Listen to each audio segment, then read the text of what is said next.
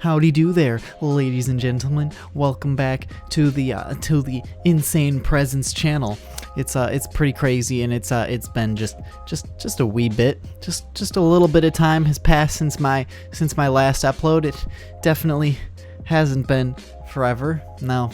Anyways, today, guys, I wanted to address some of the stuff that I've been working on and some of the issues that I've been struggling with in relation to streaming, since that's primarily what I've been doing over the past couple months since I haven't really been uploading to the channel. I want to get back into that more, but at the moment my life is just completely crazy. Maybe I'll talk about that in another video, but I want to stay on topic for this and make this relatively short, since I have a tendency to just run my fucking mouth and people don't like that. So anyways, I just wanted to really quick say, hey, thanks to all the new subs.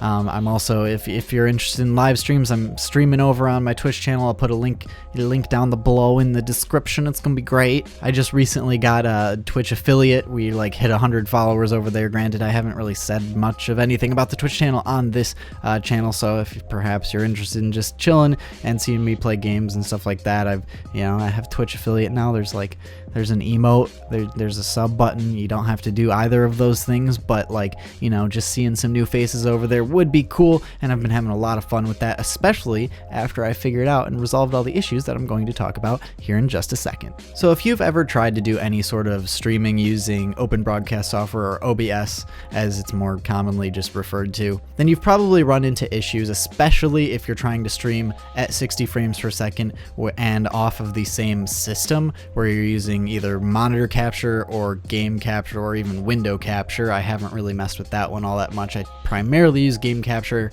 and monitor capture. Then you've probably run into issues where you notice the little indicator in the bottom right hand corner of OBS that shows the output frame rate. You've probably noticed at certain points that frame rate dips below whatever your desired frame rate is, whether it's 30 or 60, or I hope to God you're not putting out at anything higher than that, because if you are, then you're doing it wrong. But regardless, if you've ever tried doing that, then you've probably noticed whether it's infrequent or very frequent, or it's an issue that you're fighting right at this moment, and that's the reason you're watching this video. You've probably noticed that frame rate dip a bit. It can have to do with compatibility with game capture with certain games, as they're even a brand new release game. Destiny 2 does not function with game capture. You can use monitor capture and that works, but game capture simply won't. But regardless, this leads to a less than optimal viewing experience and a less than optimal streaming experience for the end user and of course the viewers. Now, I had to do a lot of research on this topic to really find a definitive answer, and when it came down to it, I didn't really find a definitive answer. I found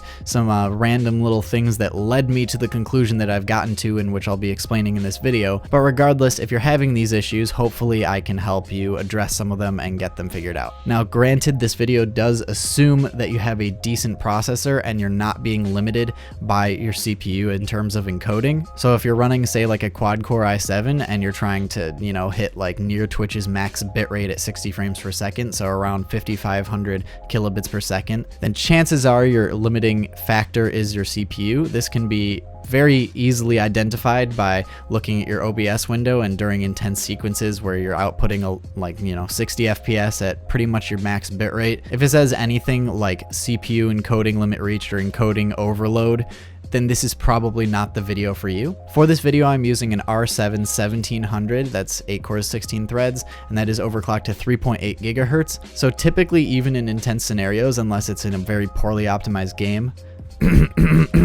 The Division, typically you won't see super high CPU usage, hovering in the 50 to 60% range, unless it's a game that very heavily leverages your CPU, even with these more intense encoding settings. This is primarily addressing the issue that comes up where if you're looking at the stats page, which if you're curious, if you simply go over to view and then stats in OBS, it'll open a nice little window which gives you all sorts of data and analytics and stuff about what exactly is going on your stream in real time. Now, there's several things to keep in mind here and things that you need to sort of take into account. The current output FPS, which of course should, if you're doing this correctly, should be pinned at either 30 or 60 FPS depending on your desired output frame rate. The average time to render frames, the frames missed due to rendering lag, which is the primary one we'll be focusing on. and skipped frames due to encoding lag. This last one primarily has to do with CPU bottlenecks, as I previously mentioned, so that will not be super important. The two we'll be focusing on here is average time to render frame and frames missed due to rendering lag. The average time to render frame is a good representation of how long it's taking your system to basically finish compressing a frame, put all the elements together, compress it, and then send it out. So if this number is higher than roughly like 3 milliseconds, then you're probably getting close to a bottleneck. Typically mine hovers around, when I have everything optimized properly, around 1.9 milliseconds during when I'm actually live, with some random spikes if there's spikes in, motion on screen or whatever the case is. Typically you want this to be as low as possible for things to be as smooth as possible, as real time, all that stuff. Granted, it's not super visible to the viewer, and it's more so about syncing up frames correctly. If you have frame times jumping all over the place, then it can cause a stuttery looking stream, even if you're technically not dropping any frames. So typically you want this to hover around the same, render time for each frame if you can, in a very small chunk. But more importantly, if you're seeing those FPS drops in the lower right hand corner of your OBS window, this will be due to the frames missed due to rendering lag. So you might be wondering, what the heck? I bought like a fantastic Intel CPU with lots of cores, or I bought a new Ryzen 7 chip because it said it was good for streaming. Well, truth is, it's actually fantastic. I do not regret buying my Ryzen 7 1700 at all, but the issue does not actually lie with your CPU. Now, little known to me, but of course now that I know this, it does make sense, and now that I understand how OBS, renders frames, it makes entire sense, and I'm not sure why I didn't come to this conclusion earlier. OBS does require a little bit of GPU power to, render frames. It's not much, but it does require a little bit. So typically you'll be running into missed frames when your GPU, while playing a game, is pegged at 100% usage, and this can come from numerous things. Obviously, this can come from high frame rates, this can come from high graphical settings, anything that's putting load on your CPU. Even if you're, say, playing a game and watching your stream preview on the Twitch dashboard in another monitor, that stream preview does use GPU resources. Again, not very much, but when you're playing a game and streaming at the same time, you need as many resources free as possible, since OBS tends to, to eat up all of those resources. And if you've got, say, 3 different feeds basically playing at the same time, you've got your OBS preview, you've got your game, and you've got your Twitch live dashboard, playing your stream preview, that's gonna put, that's diverting a lot of attention to several different programs. So basically, when it comes down to it, if you're seeing those missed frames, that's typically due to the fact that your GPU is being completely utilized by most likely the game that you're playing. And this comes mostly into factor when you have an unlocked frame rate, or at least a frame rate cap that's very high, close to 200 frames per second. And a lot of the times in most games, unless they're exceptionally graphically demanding, you can get rid of this missed frames thing basically just by limiting your frame rate to something more realistic. Typically, I just limit it to 60, since, I have a 60 hertz panel and I don't really need anything higher than that, especially since I value output quality over necessarily hitting maximum frame rates on my local setup.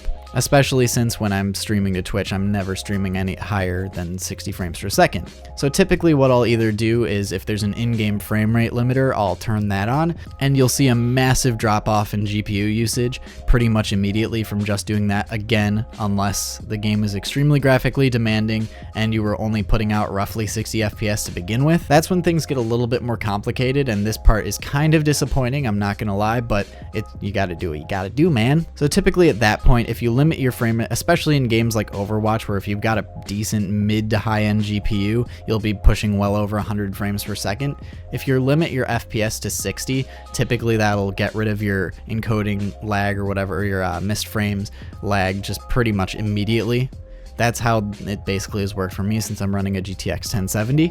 But if that still isn't working and you're still seeing occasional drops in output FPS, then you might try lowering your graphics settings to even further reduce the load on your GPU, since again, like I've been saying this whole time, OBS does require a tiny bit of GPU resources to encode each frame. Again, it's not much, so if you are able to get your GPU to hover around 90% usage, like when playing games, either, you know, lowering your graphic settings or even just like, say, setting your FPS to like 90 or something like that, and you're still seeing GPU usage, whether it's in the task manager, since, you know, that's a new great feature in the Fall Creators update, or through something like MSI Afterburner or any other, you know, manufacturer's program that allows you to monitor GPU usage. If you're seeing, you know, around 90% that while you're playing your game without OBS active, I'd say that's typically a good benchmark, since when I've, you know, been streaming and whatnot, I usually notice only about 5% GPU usage from OBS specifically. Again, it does vary depending on the motion in the scene and what exactly is going on, your output resolution, all of that stuff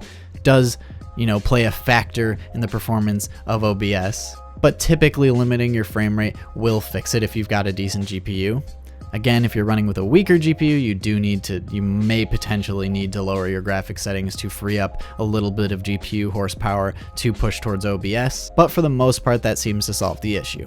Another thing I briefly wanted to touch on is the use of game capture versus monitor capture. Monitor capture, as you can probably guess, captures a specific monitor as designated through the sources list or whatever in OBS, which is a fantastic tool, especially if you're trying to record or stream your desktop. But this is notoriously unoptimized when used for recording or streaming games. Again, there are certain games that will not work with game capture, so sometimes you're just kind of shit out of luck and you gotta use it. But if the option is available and it's functioning properly with whatever game you're playing, use game capture at all times. From my understanding, this basically hooks into the 3D renderer that the game uses, OpenGL, DirectX, whatever the case is, and it sort of latches onto it that way and injects code in so it can record it like natively, so to speak, similar to Shadowplay or Fraps or DxTory, although DxTory is limited to DirectX because it's, you know, DirectX Tory.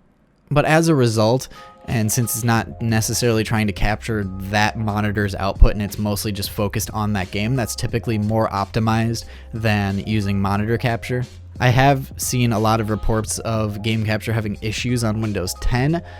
Personally, once I applied the fixes that I've just previously talked about, I never ran into those issues again, so perhaps, you know, that's a problem for some people and not for others. But if you're having that issue, of course, then, you know, monitor capture is the way to go. The difference in performance isn't all that noticeable, but if you are trying to squeeze every drop of performance out of your system that you can, go with game capture if you can. Anyways, guys, thank you so much for watching this video. Basically, main points: limit your frame rate, lower your graphic settings, check your GPU usage. If you're pegged at near 100% when you're having these missed frames or whatever, that's probably your culprit, especially if you're seeing low CPU usage on a higher end CPU, and everything will be dandy. Honestly, this was something that was bothering me for probably a solid 3 months because I couldn't figure it out and no one the fuck else on the internet could really give a definitive answer. Also, Comcast sucks dick. Anyways, guys, thank you so much for watching.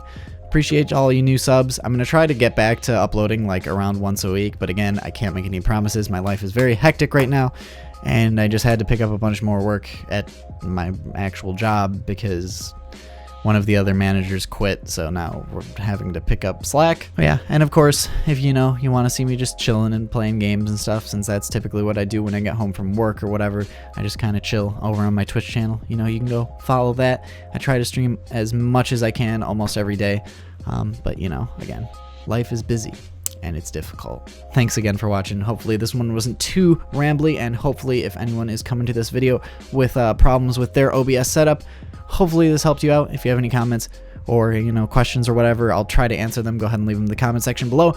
Love you all. And as always, have a fantastic day. Or don't, actually. I mean, I hope you have a good day, but like, you know, I'm not your boss.